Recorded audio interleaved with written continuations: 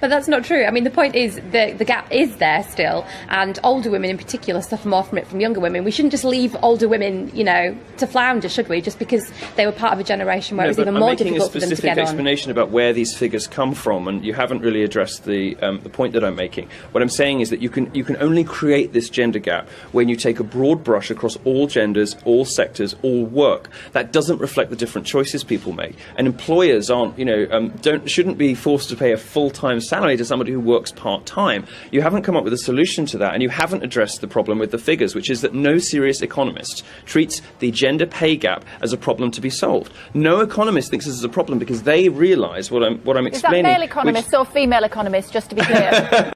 You should know by now that when Milo laughs, it's game over for you stupid feminist bitches. Well, I mean, where I get most of my figures on this from is from a feminist female academic, Christina Hoff Sommers at the American Enterprise Institute in the US. Fuck her right in the pussy! Confirmed kill. So, you know... The following clip shows a feminist debating that women are as good as men at playing chess.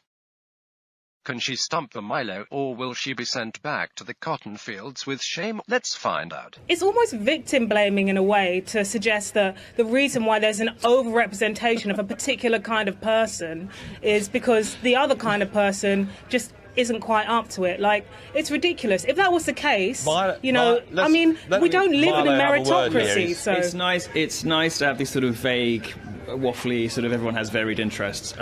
What the science suggests is that, for example, when it comes to IQ is distributed differently between the sexes. Now, IQ gets a really bad rap because it's not a great indicator of some things. It's said to be sexist, it's said to be biased towards white people, whatever.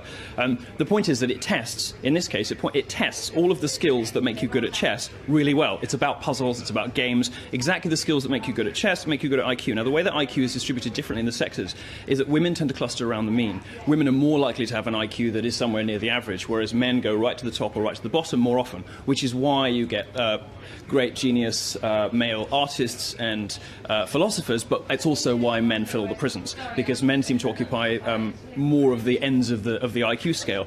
And now IQ is pretty much the best measure we have to predict whether somebody will be good at chess. And what it also proves, that men and women can talk forever. It's been a pleasure talking to you both. We're going to leave it there. Thank goodness we're all different. Yes, indeed. Thanks. Bye. Can you tell who lost the debate?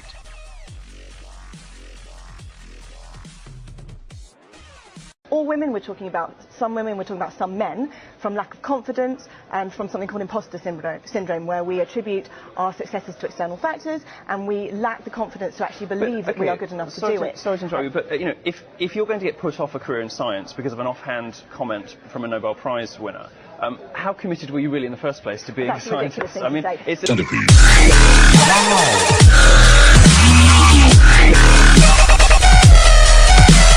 This is based on an assumption that there ought to be some kind of gender parity. My suggestion is that there isn't. We don't complain when women dominate subjects like nursing. We shouldn't complain when men dominate subjects like physics. We're going to have to leave it there. We could chat for another hour on this. Milo, Doctor, thank you both very much indeed for joining us here on Sky News. We'll continue this discussion.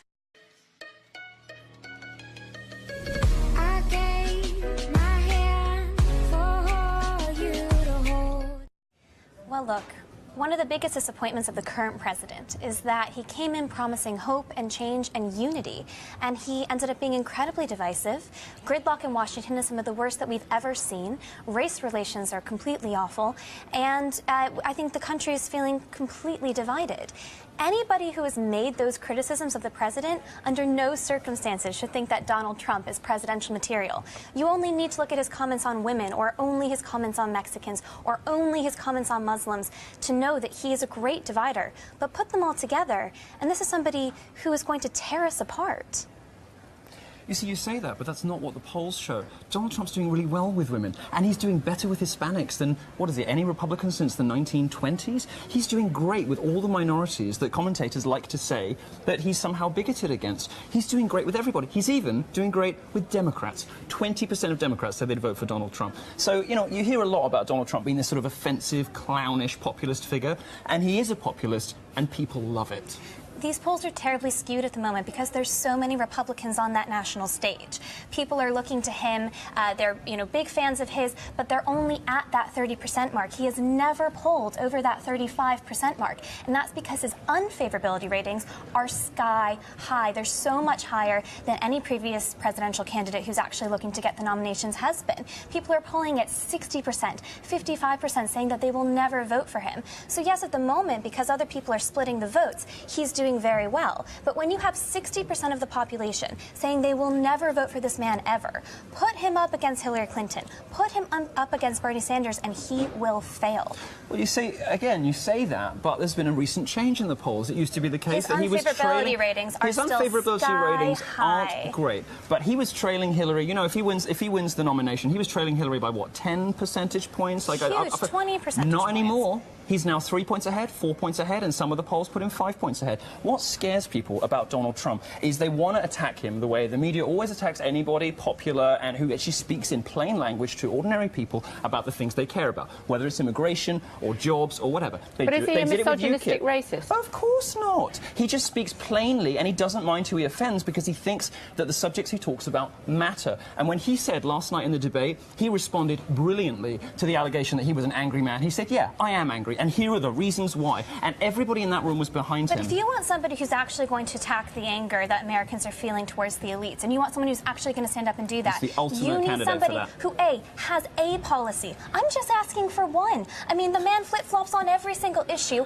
All he says is, I'm going to make America great again. He's totally consistent on immigration. And by the way, saying that millions of people, regardless of who they are individually, cannot come into your country is not an immigration policy, it's also not constitutional. As Rand Paul has pointed out many times, so much of what he proposes... People agree with him. And, people Donald do Trump, not agree with overthrowing the Constitution in America. I promise you that. Donald Trump was saying, let's look at whether we should have a temporary halt on Muslim immigration before Cologne. Now Cologne has happened, the whole game has changed. I don't think Americans the whole game are watching has changed. Germany, and they're thinking, oh my goodness, we do not want this in America. I don't think and that the only Americans have Republican become candidate, racist Don't do pointy fingers. The only Republican candidate who was saying this was Trump. Trump has been right about immigration, over and over and over again, and he's been ahead of everybody else doing it. There are deeply conservative candidates like Senator Ted Cruz who are very skeptical of immigration and who have come down hard, who have even said, I want to build a wall with Mexico. Now, I don't particularly... want to subscribe to that, but there are other candidates out there who are offering these ideas to voters. And they're polling at 2-3%. Ted Cruz is about to beat him in Iowa. You know what? There are other candidates... No.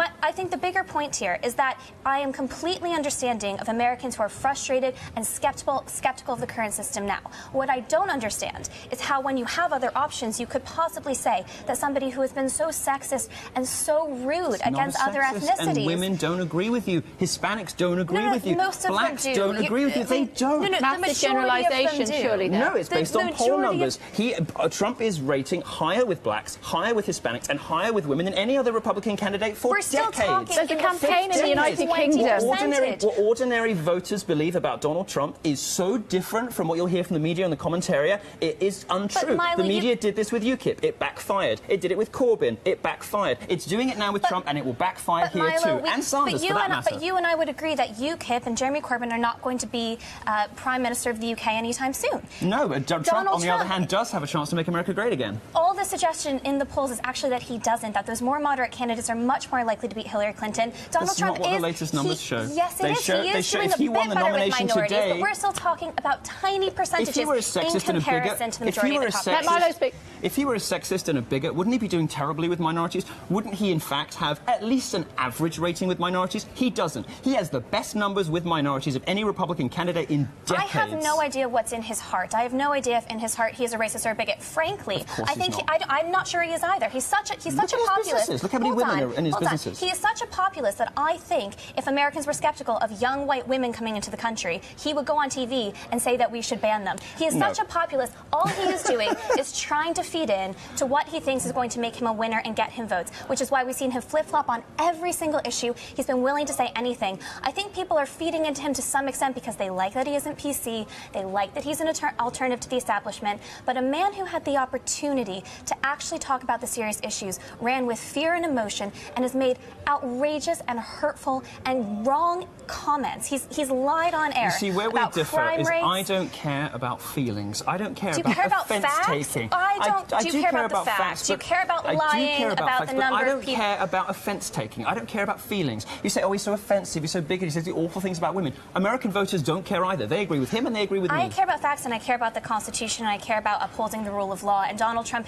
threatens all of those things. And his idea, especially with Barack Obama making this executive action on gun control, this precedent has now been set that if Donald Trump comes in, he's going to be able to use executive action to make some very dangerous Trump decisions. is saying he wants to repeal the unlawful things that Obama has done. I mean, Obama's come in and tried to undermine the Second Amendment, which I think we both are strong supporters of, at every available opportunity. You know, he has used his relationship, he has put in place an attorney general who hates the Second Amendment, who wants to take guns off everybody. He himself wants to take guns off everybody. He's tried to undermine it every opportunity. Trump's the one who's come in and said, It's a little radical. I will repeal President Obama's unlunlawful executive actions. I'll appeal President Obama's unlawful executive actions, and I'll put in place my own. Both men are not the To be example fair, of it's not just presidential him that said that. material. It's not just him No, that said that. several candidates have said that. Yeah. What would the USA look like if he was president? Well, luckily we have a system that has a lot of checks and balances. I think it would actually be very difficult for President Trump to put into place a lot of the things that he proposes. But given the fact that the past 8 years have been defined by gridlock, the economy remains relatively stagnant, I think you would see so much more of that. Look at President Reagan. He was a B-list Hollywood actor, but the reason that he became such a great uniter and such a great politician is because he took the time to read and to create policies. But Trump is a Reaganite candidate. He is so far from it. This is a man who does not have policy, and if he were to be elected, America would be lost. I don't think it would be in complete and utter destruction on day one, but it would be deeply lost, and we need real leadership. We've had 8 years without it. Hypothetically, we could find... Hello. Hypothetically, we could find ourselves in a position where the new president of the United States of America is banned from the United Kingdom. Yeah, because British politicians are idiots, and they would rather spend valuable parliamentary time talking about language policing than fixing poverty or fighting terrorism. Language policing to you, racism to others. No, well, where has Donald Trump been a racist? Black voters love him. Shouldn't we listen to them rather than to, like, white commentariats? Shouldn't we listen to black voters rather than white people on TV saying that oh, Donald Trump's such a racist? Black people don't agree. Milo and I agree on this point, but for completely different reasons. I don't think that Donald Trump should be banned from the UK. I think that the 500,000 people that signed that petition actually fed into an immigration system that Donald Trump would support. They want to ban him based on his ideology because he wants to ban other people based on their ideology. That doesn't add up to me. Completely different reason, but I don't think he should be banned from the UK. It's a silly proposal. There are lots of good reasons why it is totally dumb for the people who run this country to be wasting time on whether they should ban a person who is currently a candidate for president and a reality TV star and a successful businessman who has some perfectly respectable, ordinary views that millions of people share. But somebody got upset about it somewhere on the page of The Guardian, so now we have to discuss this in Parliament. I'm not sure who's hateful, but that doesn't matter. We're almost out of time. This is absolutely fascinating. Hopefully you'll come back and talk to us again soon. Who will win the nomination? Oh, gosh. Donald Trump.